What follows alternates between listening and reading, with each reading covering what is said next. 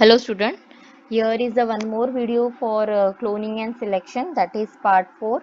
This is a continue part of our cloning and selection.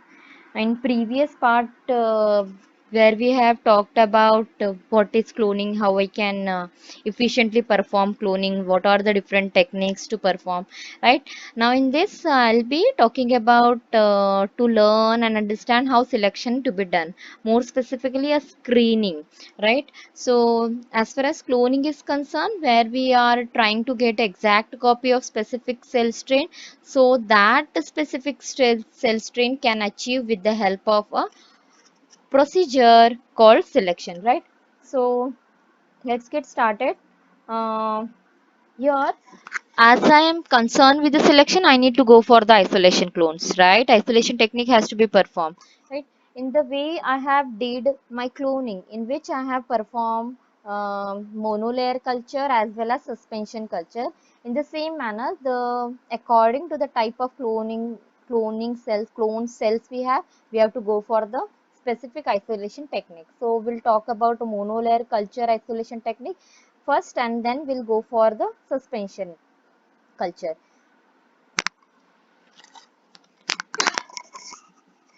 Here we are going to learn about monolayer, in which we do have a multi-well petri dish or irradiation, right? If I have cultivated my cell in a multi-well, they are all the way always separated apart, right? Because it is a multi-well plate which is having its own area which is already isolated. So I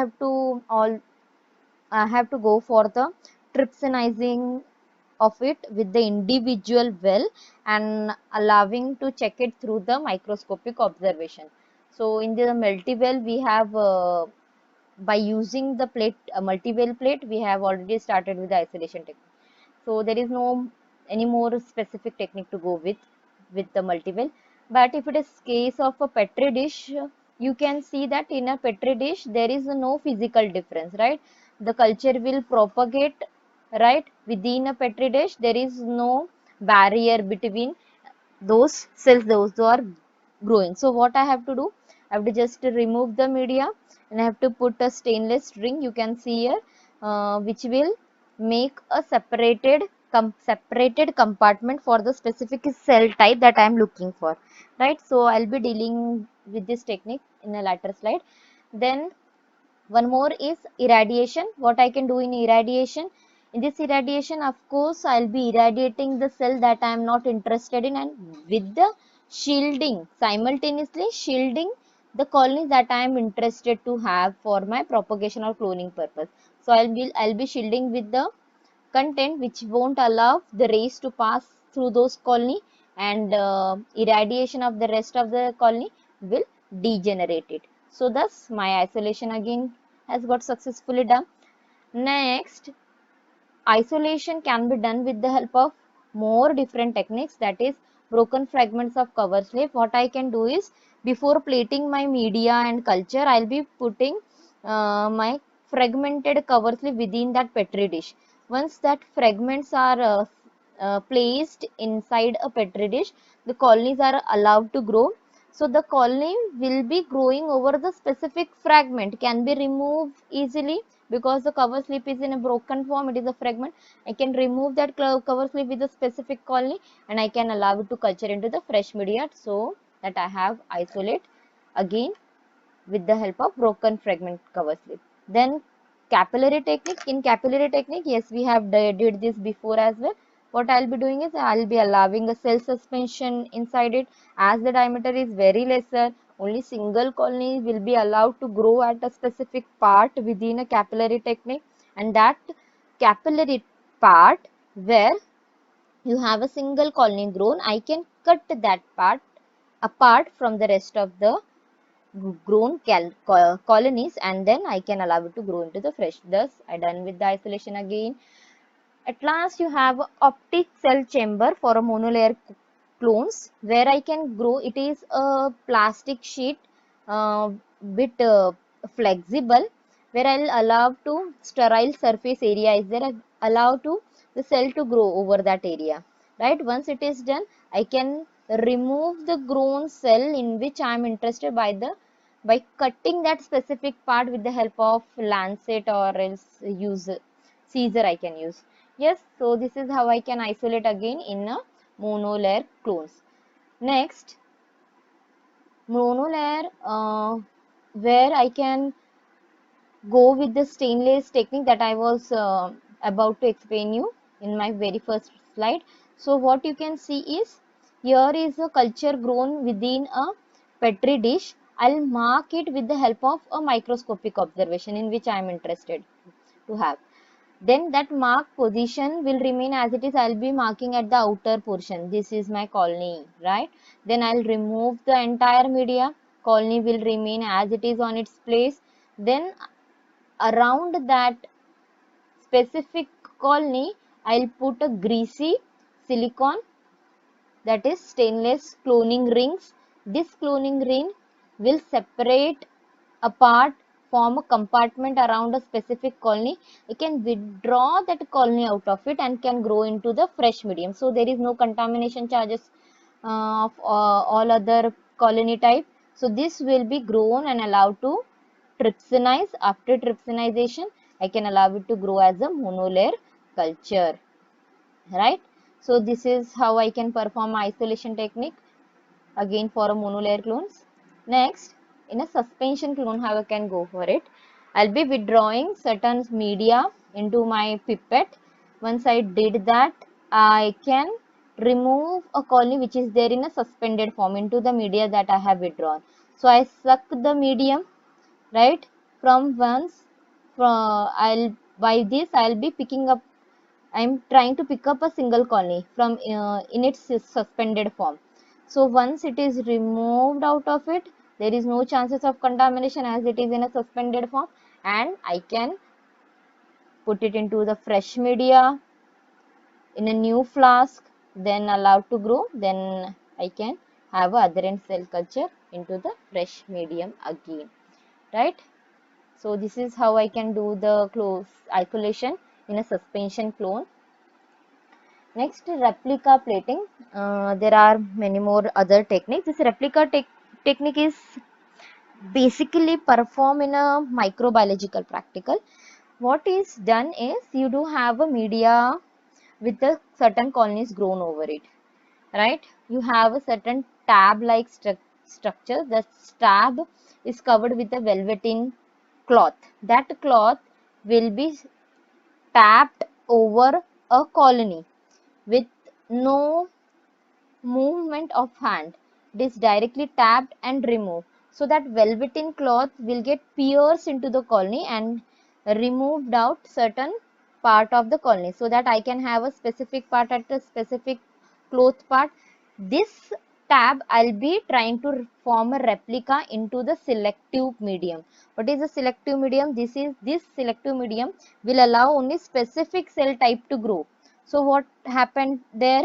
The colonies which cannot grow in that specific media, they will definitely die off, right? So this selective media will allow only the growth by providing a selective medium, and thus I have isolated my colony.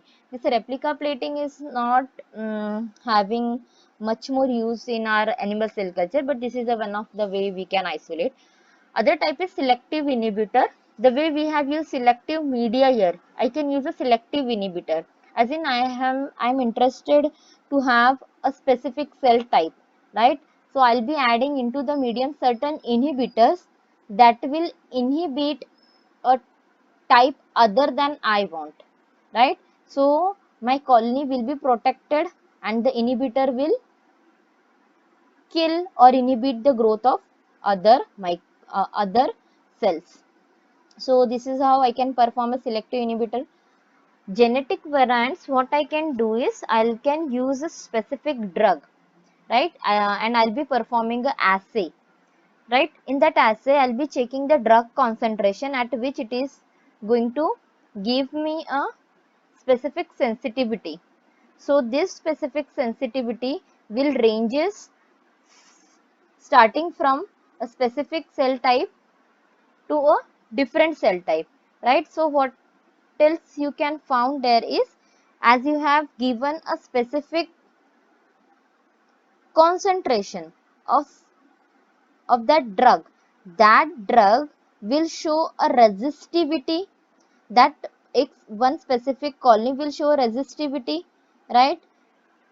Then resistivity will vary from cell to cell, right? So this resistivity will vary cell to cell, and this will allow me to check for the gene, that genetic variants that is being occurred due to the drug that is used. So isolation can be done on the basis of resistivity of that particular gene which is present in a colony with that drug, right? So assay can give us a result that how much sensitive it is.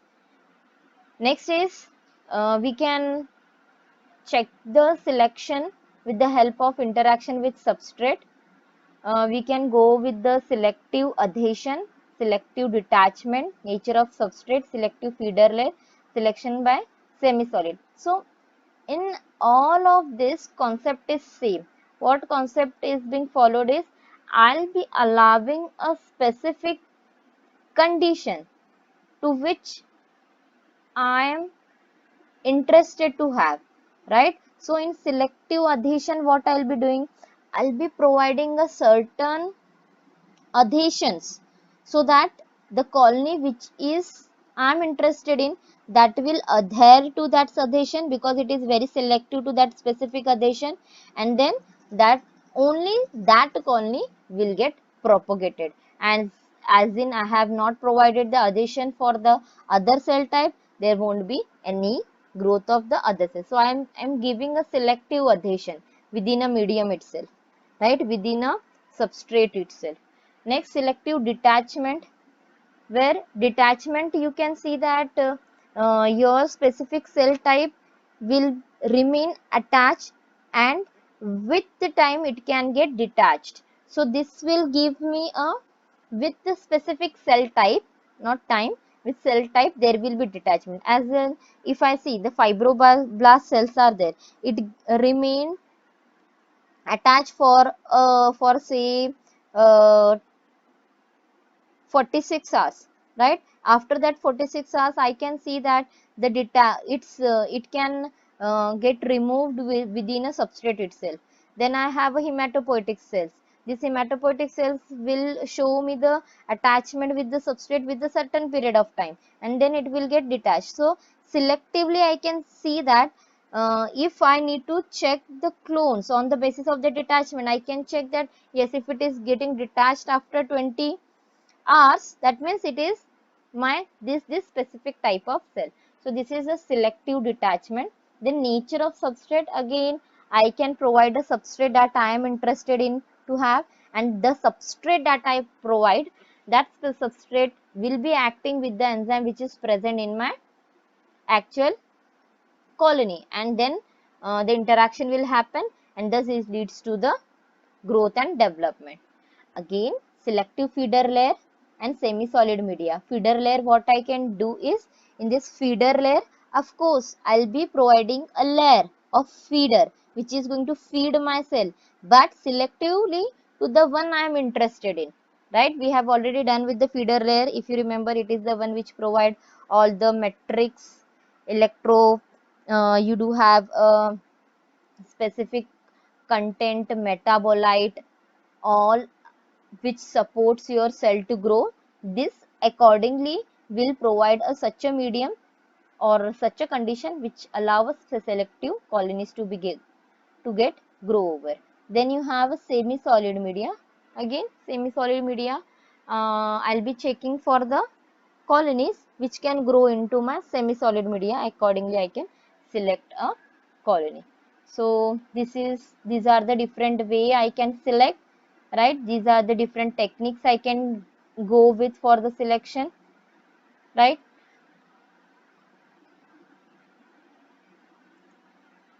Okay, thank you.